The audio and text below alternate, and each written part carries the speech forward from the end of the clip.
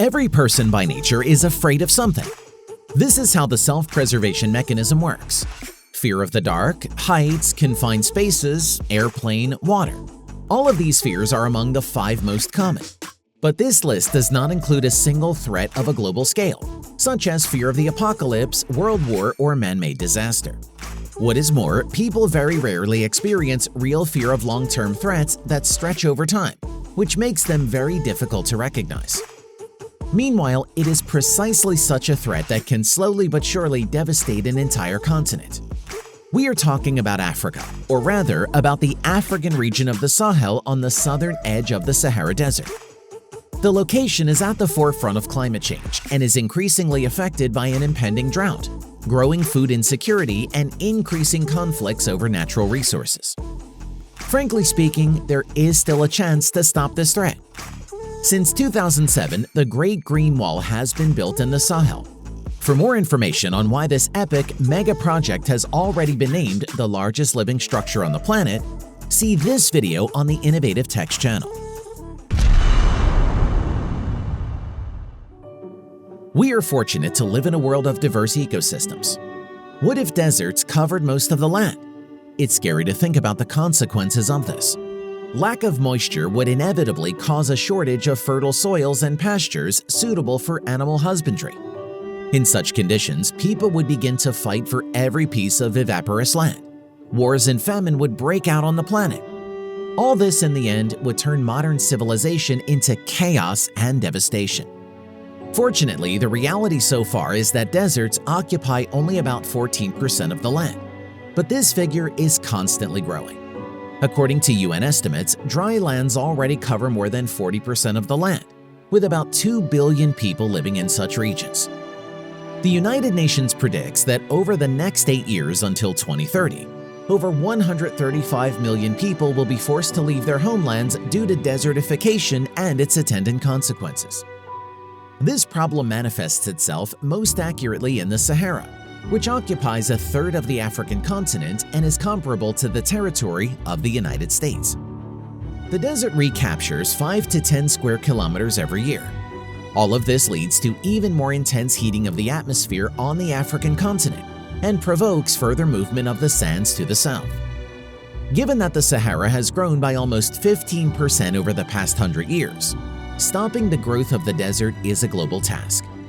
Already, representatives of the African Union, with the support of the World Bank, the European Union, and the UN, are taking active steps to stop the process of desertification in one of the poorest places on the planet, the Sahel region south of the Sahara. This area is a semi-arid strip of pasture and arable land that stretches across the continent from west to east for almost 8,000 kilometers. It is here that the Great Green Wall megaproject has been implemented over the past 15 years, designed to protect areas suitable for agriculture from desertification. The idea of planting a plant barrier from drought-resistant trees was first announced in 2005. It took another 2 years to prepare the project, and in 2007, the roots of the first trees dived into the soil, worn out by droughts and unsustainable farming. At the very start, the project received the full support of the then chairman of the African Union, Olusegun Obasanjo, and this gave a powerful impetus to the advancement of the Great Green Wall across the continent. Back then, in the beginning, the goal of rehabilitating 100 million degraded lands by 2030 seemed unrealistic. But the efforts of the Intergovernmental Organization and the support of the World Bank were not in vain. Since the beginning of the active greening campaign, only 15% of the protective wall has been built. However, even these relatively small successes have made it clear that the green barrier does indeed stop desertification. For instance, in Nigeria, it has already been possible to restore 5 million hectares of degraded land. In Senegal, this figure exceeded 12 million hectares, and in Ethiopia, it reached 15 million hectares. Africa's ambitious Greenbelt project is bringing back to life not only the land but also the people who have been farming in the region for generations. Restoring fertile land should provide food for millions of people, end conflicts, and discourage indigenous migration in search of food. Before the start of the project, local residents were forced to graze livestock on lands that are rapidly losing vegetation due to desertification.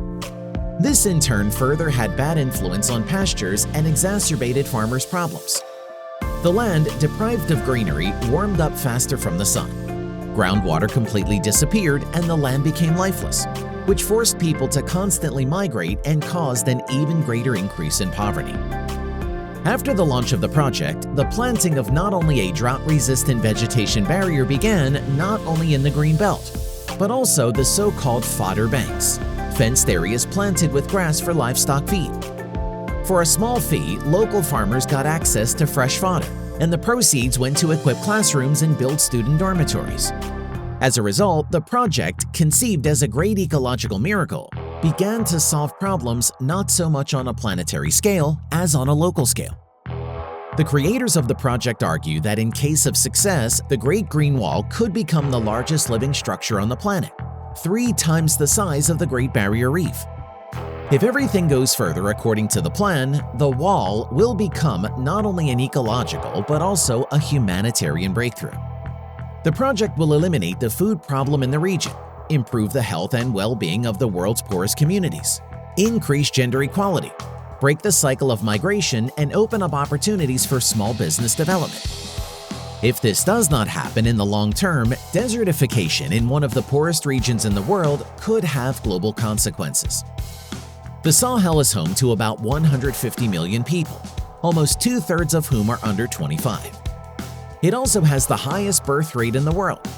The World Bank estimates that climate change will force about 85 million sub-Saharan Africans to migrate, not only to poor urban enclaves on the African continent, but also to Europe, the United States, and the Persian Gulf countries. In this sense, the Great Green Wall can literally become a protective barrier against the time bomb. The African Greenbelt Project is one of a kind. It should be seen as an example of a conscious attitude towards nature and resource prevention. But to an even greater extent, this is a project to protect humanity from the long-term threat of desertification, something that millions of people face today, but do not yet fully understand the scale of the danger. Let's hope that future generations will be able to reap even more benefits from this and similar projects for both humanity and the planet as a whole.